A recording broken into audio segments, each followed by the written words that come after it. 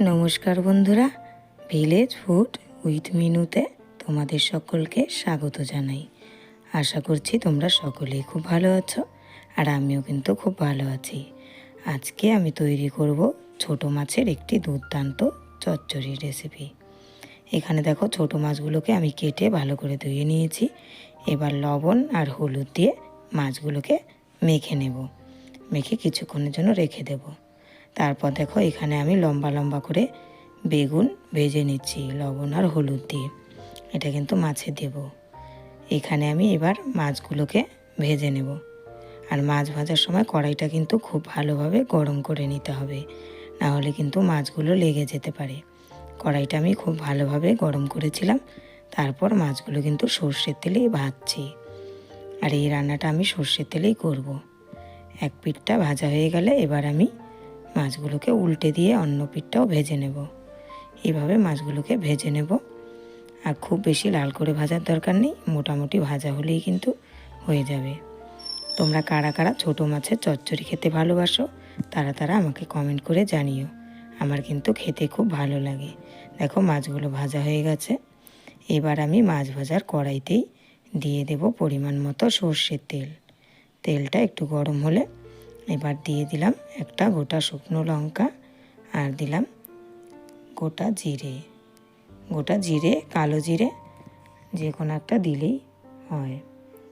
এবার আমি দেব পেঁয়াজ কুচি।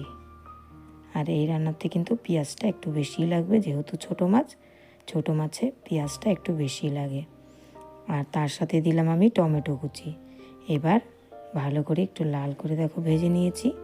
এবার আমি দেব থেতো করে রাখা আদা আর কাঁচা লঙ্কা। এটাকে আমি মিক্সিতে একটু পেস্ট করে নিয়েছিলাম। সবগুলোকে একটু ভেজে নিয়েছি।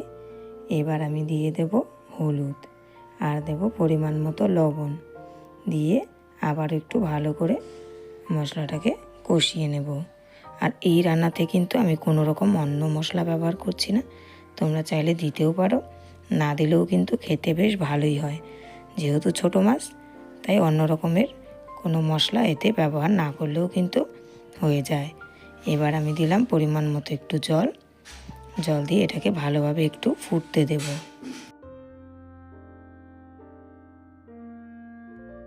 দেখো ঝোলটা ফুটে উঠেছে। এবার আমি উপর থেকে বেগুনগুলো ছড়িয়ে দেব। মাছটাও কিন্তু আমি এতে দিয়ে দেব।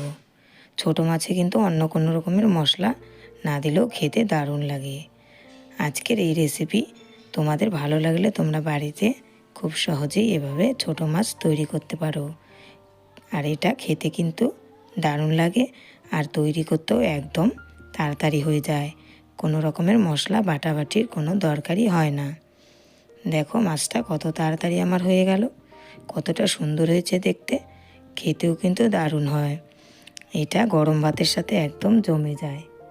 এই ছোটো মাছের চচ্চড়ি আমার কিন্তু খেতে খুব ভালো লাগে। তোমাদের কেমন লাগে আবারও বলছি, কমেন্ট করে জানিও।